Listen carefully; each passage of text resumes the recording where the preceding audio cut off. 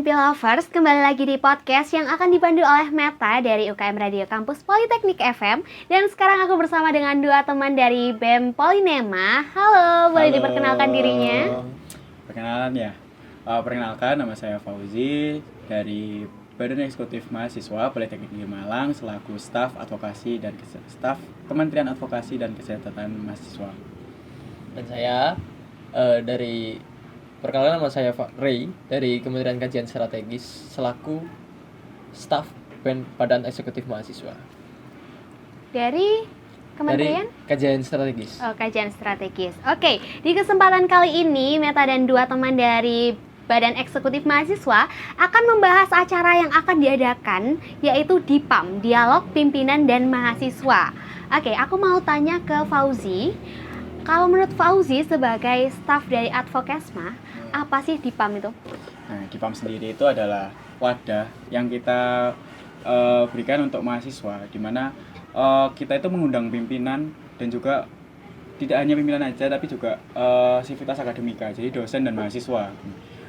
Di mana DIPAM ini sendiri itu tujuannya itu adalah untuk mengaspirasikan gitu, dari mahasiswa itu bisa mengaspirasikan langsung keluh kesah mereka kepada pimpinan. Oke, berarti kalau misalnya DIPAM sendiri itu merupakan wadah bagi mahasiswa umum yang ingin menyampaikan aspirasinya kepada pimpinan, dan di DIPAM sendiri ini nanti akan dihadiri oleh seluruh sivitas akademika yang ada di Politeknik Negeri Malang ini ya, betul. Kalau misalnya dari Fauzi sendiri, untuk urgensi diadakannya DIPAM itu apa sih? Untuk urgensinya sih, menurut saya DIPAM ini penting ya.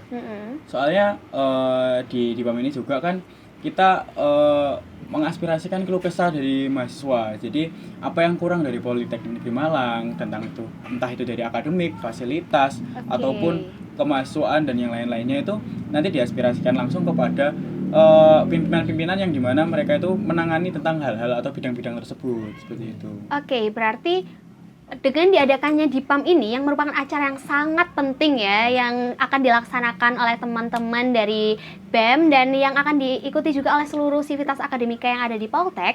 Aku mau tanya juga ke Fauzi selaku Ketua Pelaksana. Oke, selaku Ketua Pelaksana DIPAM 2024 ini, apa sih tujuan diadakannya DIPAM pada tahun 2024 ini? Nah, tujuannya DIPAM sendiri itu ya tentu saja adalah sebagai tempat untuk menyerap aspirasi langsung dari mahasiswa secara langsung kepada pimpinan langsung gitu, dan juga pimpinan itu semoga bisa merealisasikan dari aspirasi-aspirasi seperti itu. Oke, berarti harapannya mahasiswa bisa menyampaikan aspirasi secara langsung ke pimpinan yang ada di Poltek ini ya. Kalau misalnya mahasiswa harus menyampaikan aspirasinya, pasti ada isu-isu yang memantik terbitnya aspirasi ini, betul? Betul. Aku mau pindah tanya ke Ray. Ya. Ray selaku staf dari Kajian Strategis, pernah nggak sih atau apa ada isu-isu yang sudah disampaikan oleh teman-teman dari mahasiswa umum kepada BEM, terutama ke staf Kajian Strategis sendiri? Ya. Kalau dari Kajian Strategis sendiri banyak menemukan masalah-masalah nih tentang wakil direktur. Nah, aspirasinya kita yang didapatkan dari mahasiswa, tentunya kita bekerja sama Advokesma ya. Nah, kalau untuk wakil direktur 1 sendiri yang di bidang akademik itu kita sering merasakan lah ya, kayak profesionalisme tentang dosen yang kurang di dalam kelas, kayak tiba-tiba kelasnya kosong atau tiba-tiba itu tidak ada kejelasan nih. Betul, Waktunya hari Selasa tiba-tiba diganti hari Jumat tuh kan, kayak gitu tuh. Nah, terus kalau wakil direktur 1 juga itu kayak kelas internasional nih. Untuk saya sendiri itu di kelas internasional, beberapa dosen saya itu kayak dia itu kurang bisa berbahasa Inggris tuh. Nah, itu permasalahan yang kita temukan begitu. Nah, terus di Teaching Factory ya, kejelasan di Teaching Factory ini belum jelas nih, kayak di Teaching Factory yang kita temukan itu cuma di mesin sama di teknik teknik kimia begitu. Yeah. Oke, berarti mengutip yang dikatakan oleh Ray tadi bahwa Wadir 1 itu merupakan fokusnya pada bidang akademik. Jadi buat teman-teman yang ingin menyampaikan permasalahan mengenai atau aspirasi mengenai dosen atau permasalahan akademik lainnya bisa langsung menuju ke Wadir 1 untuk menyampaikan aspirasinya, betul? Betul. Oke, selanjutnya adalah Bidang keuangan dan umum yang dinamakan di Wadir 2 ya. Iya. Ya, oke. yang kita rasakan nih sebagai mahasiswa pastinya tentang keamanan, terutama yang viral saat ini. Masa di Polinema sendiri tuh padahal udah di parkiran yang aman nih, tapi masih aja kayak hilang helm, kurangnya yang kita tanya di mahasiswa pasti sarannya itu tentang penambahan CCTV tuh, ya kan ya. Betul. Gitu. Terus yang kedua kita temukan tuh di beberapa jurusan wifi-nya itu masih terkunci, masih kayak belum bisa akses semua mahasiswa gitu. Terus di beberapa jurusan sendiri juga LMS tuh kayak masih belum dioptimalkan gitu loh, kayak banyak mahasiswa jurusan yang lain itu belum menggunakan LMS gitu.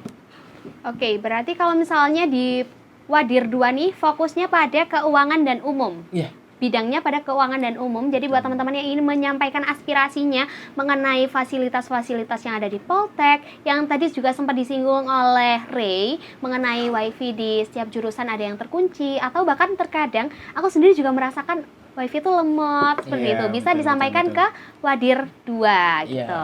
Oke. Boleh nambahin nggak? Boleh. Kalau kayak masalah pembangunan gedung AC itu juga masuk ke Wadir 2 teman-teman. Kayak gitu. Mungkin kita hampir setiap hari ya melihat pembangunan gedung AC itu. Jadi bisa langsung disampaikan ke Wadir 2. Oke, tadi kita udah bahas dari Wadir 1 mengenai akademik dan Wadir 2 mengenai keuangan dan umum. Selanjutnya adalah Wadir 3 yang fokus pada bidang kemahasiswaan. Oke.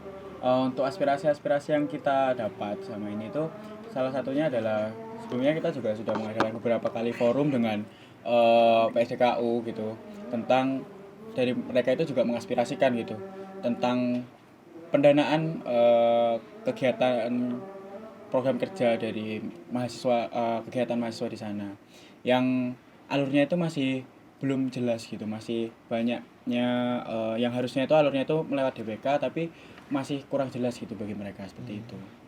Nah, tambahin ya kayak masalah di Wadir 3 ini kan kita juga anak organisasi nih. Pasti juga ngalamin lah namanya pengajuan proposal yang dipersulit nih sama administrasi. Mungkin itu bisa jadi evaluasi bagi wakil direktur 3. Dan juga nambahin juga ya buat ini juga jadi mahasiswa yang ingin mengikuti lomba itu. Dari teman saya sendiri itu mengaspirasikan gitu kepada saya itu tentang pendanaan lomba ini yang untuk pendananya itu kadang terhambat. Jadi mereka itu harus remius dulu dan kadang remiusnya ini untuk pendanaannya itu belum jelas gitu kapan mereka turunnya untuk dari gantinya remius seperti itu. Oke, selain dari pendanaan lomba dan kita juga permasalahan yang dekat sama kita, apalagi kita sama anak organisasi ya, jadi relate sama permasalahan-permasalahan mengenai program kerja dan permasalahan lain mengenai organisasi terutama di OKI ini. Betul. Dan teman-teman yang mau menyampaikan aspirasinya juga bisa langsung menyampaikan ke Wadir 3 pada bidang kemahasiswaan. Oke. Jadi kita udah bahas dari Wadir 3 yang fokusnya pada bidang kemahasiswaan dan selanjutnya adalah Wadir 4 yang terakhir adalah pada bidang pengembangan dan kerjasama. Nah, di permasalahan yang kita temukan itu ada di permasalahan Simanggang nih. Nah, di Simanggang itu kurangnya pengoptimalan dan kurangnya update ke mitra-mitra perusahaan. Iya, betul. Ya, dimana kita juga pernah mendapat aspirasi gitu tentang kalau si magang ini bermitra dengan salah satu perusahaan. Tapi yang dimana mahasiswa itu datang ke perusahaan tersebut, namun ternyata dari perusahaan tersebut itu sudah tidak bekerja sama lagi dengan Polinema, tapi masih belum terupdate di semagangnya seperti itu. Oke, berarti kalau misalnya yang aspirasi teman-teman dapatkan dari mahasiswa umum mengenai Wadir 4 ini, yaitu kesulitan tentang hal-hal yang terkait dengan magang, seperti itu ya. Jadi buat teman-teman yang memiliki aspirasi terkait pengembangan dan kerjasama juga bisa langsung menyampaikan aspirasinya kepada Wadir 4 seperti itu. Nah, aku mau tanya juga kepada teman-teman, terutama kepada Ray selaku staf dari kajian strategi, apakah ada tanggapan mengenai isu-isu yang sudah disampaikan oleh teman-teman yang sudah menyampaikan aspirasinya kepada BEM tersebut? Kalau tanggapan saya ya, pasti apa ya, kayak resah banget gak sih, kayak Pasti. habis mendengerin aspirasi mahasiswa, terutama waktu di permasalahan helm, kayak apalagi di BEM sendiri itu banyak yang kehilangan helm. Mungkin di PLFM juga banyak yang kehilangan helm ya. Jadi hampir setiap acara itu pasti ada aja kehilangannya itu ya. Iya, kayak ya saya juga sebagai mahasiswa pasti resah kayak gitu. Masa udah parkir di tempat yang aman. seharusnya tapi masih kehilangan helm kayak gitu. Apalagi helm yang diambil juga helm yang nggak murah ya, notabene yang mahal-mahal gitu ya. Oke, kalau misalnya dari Fauzi sendiri, apakah ada tanggapan mengenai isu-isu yang sudah disampaikan oleh teman-teman mahasiswa? Ya, tanggapan saya sih tentang isu-isu ini ya tentunya dari kita juga resah ya.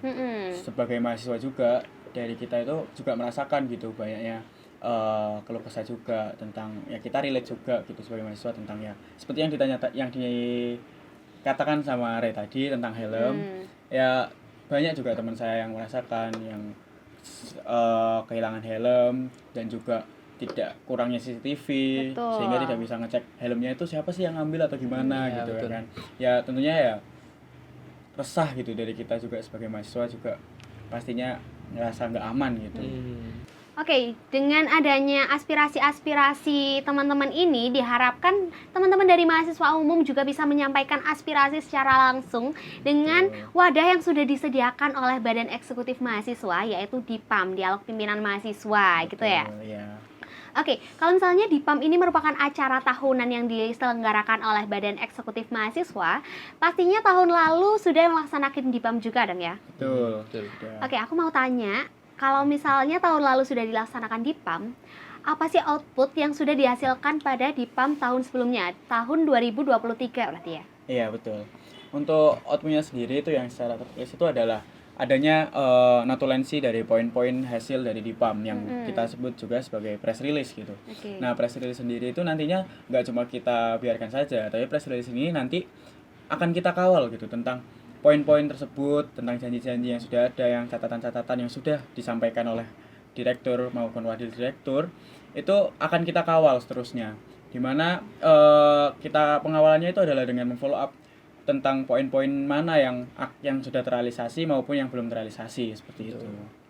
Oke, kalau misalnya dari teman-teman BEM bisa mengawal hasil dari DIPAM tahun kemarin, apakah dari teman-teman mahasiswa umum juga bisa mengawal dari press release yang sudah dihasilkan pada tahun kemarin? Tentunya bisa dengan partisipasinya itu dengan cara mereka pasti dari kita akan dari tahun lalu itu menyebarkan juga press release dan juga kita juga sebelum mengadakan DIPAM ini juga kita memberikan update press release seperti itu.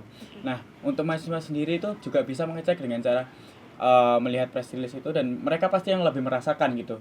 Dari mereka juga sebagai mahasiswa umum Politeknik Negeri Malang, mereka itu bisa mengaspirasikan seperti apa yang belum terrealisasi dari DIPAM tahun lalu yang masih harus dibawakan lagi di DIPAM tahun ini seperti itu.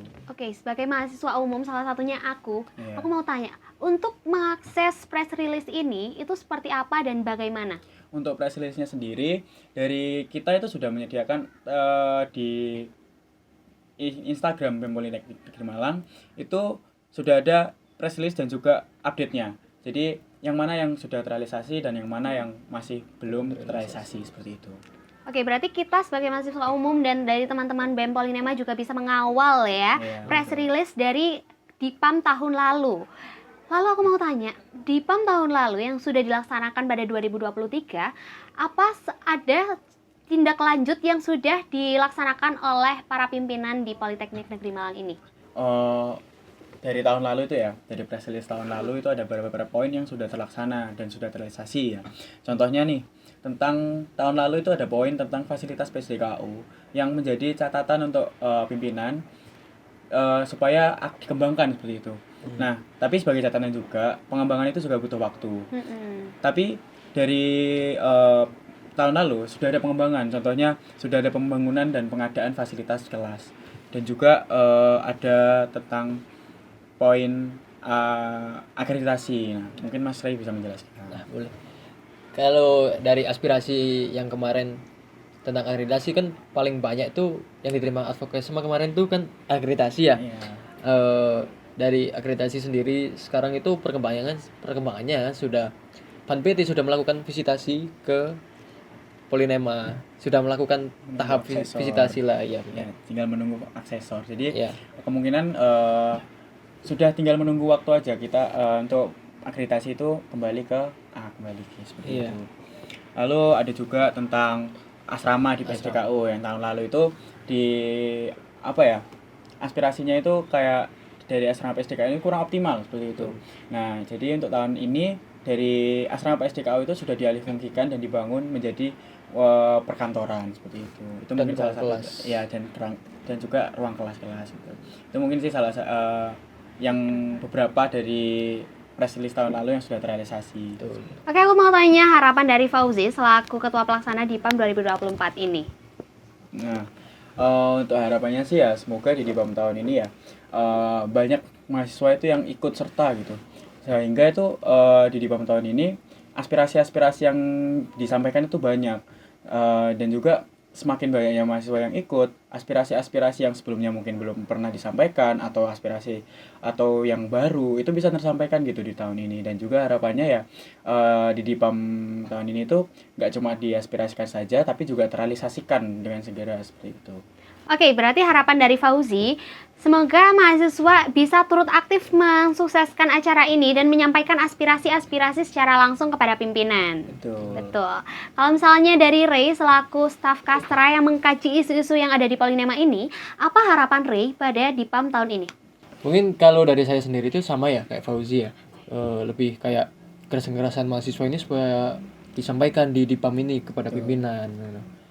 Tuh semoga dari pimpinan ini juga cepatlah merealisasikan keresahan mahasiswa ini gitu. Begitu. Oke, berarti antara harapan dari Ray dan Fauzi itu sama ya. Harapannya mahasiswa itu juga bisa turut aktif mensukseskan acara ini dengan menyampaikan aspirasi-aspirasinya kepada pimpinan. Dan harapannya juga dari Ray tadi, pimpinan bisa mendengarkan apa yang disampaikan oleh mahasiswa, seperti itu. Oke, kalau misalnya dari Ray sama dari Fauzi, menurut kalian kenapa mahasiswa umum harus datang di DIPAM tahun ini? Ya, tentu saja seperti dikatakan Ray tadi ya. Agar aspirasi-aspirasi ini semakin banyak aspirasi ya kan semakin banyak kemungkinan juga semakin besar kemungkinan didengarnya gitu. Karena juga kan pasti dari mahasiswa ini banyak yang merasakan kurang atau apa itu agar segera terrealisasikan lah, agar segera dibenahi tentang aspirasi-aspirasi yang sudah disampaikan seperti itu. Oke, kalau misalnya dari Ray seperti apa? Kurang lebih ya sama kayak Fauzi. Tapi ya semoga dari pimpinan ini segeralah merealisasikan kebutuhan-kebutuhan mahasiswa ini. Apalagi kita anak organisasi kayak kadang kan kekurangan nih kayak fasilitas di beberapa tempat buat rapat tuh kan kayak. Betul, jadi anak organisasi relate ya sama hal-hal itu ya. Oke, kalau misalnya teman-teman mahasiswa umum mau datang ke DIPAM tahun ini, itu tempatnya di mana, kapan, dan harinya apa gitu? Untuk DIPAM tahun ini nih, itu bakal diadain di tanggal 3 Desember. Nah, untuk tempatnya sendiri itu ada di Geraha Polinema. Untuk informasi lebih lanjut, mungkin dari mahasiswa ini yang mungkin lihat ya, itu bisa lihat di IG-nya BEM Polinema. Di sana juga kita sudah menyiapkan link angket. Gimana nanti link angket ini juga sebagai bahan dari kita untuk apa sih yang bakal dibawakan untuk DIPAM tahun ini ya. Jadi mereka juga bisa mengaspirasikan aspirasi ya itu lebih dulu lah sebelum DIPAM itu mereka juga bisa mengaspirasikan, tapi juga mereka juga bisa mengaspirasikan secara langsung malah gitu. Mungkin kalian bisa cek di bio di IG ini ya di bawah juga nanti ada kan dicantumin mungkin ya. Link angket dan juga IG dari BEM Polinema seperti itu. Oke, jadi kalau misalnya teman-teman mahasiswa umum ingin mengakses info lebih lengkap mengenai DIPAM 2024 ini dan juga ingin mengisi link angket yang sudah disediakan oleh teman-teman BEM Polinema, bisa mengakses langsung di IG @BEM Polinema. Dan jangan lupa buat teman-teman mahasiswa hadir dan turut serta mensukseskan acara DIPAM 2024 ini pada tanggal 3 Desember 2024 yang bertempat di Graha Polinema. Betul. Oke, terima kasih untuk Ray dan Fauzi sudah hadir di podcast kita sore hari ini, dan semoga DIPAM tahun ini berjalan dengan lancar. Amin. Dan teman-teman juga ikut menyampaikan aspirasi-aspirasinya, yang pasti harapan kita bersama para pemimpin yang ada di Politeknik Negeri Malang ini bisa mendengar apa yang menjadi aspirasi kita pada kali ini. Oke, pada DIPAM 2024 kali ini. Dan jangan lupa untuk teman-teman juga ikut mengawal proses terjadinya DIPAM dan proses agar para pemimpin tuh melaksanakan janji-janjinya ya. Oke, terima kasih Fauzi dan Ray sudah datang, dan terima kasih sudah menjelaskan kepada teman-teman mahasiswa mengenai DIPAM tahun ini. Oke, terima kasih untuk teman-teman yang sudah menonton podcast kita pada kali ini. Dan aku Meta dari UKM Radio Kampus Politeknik FM pamit undur diri dari ruang dengar teman-teman. Sampai jumpa di podcast kita selanjutnya. Bye!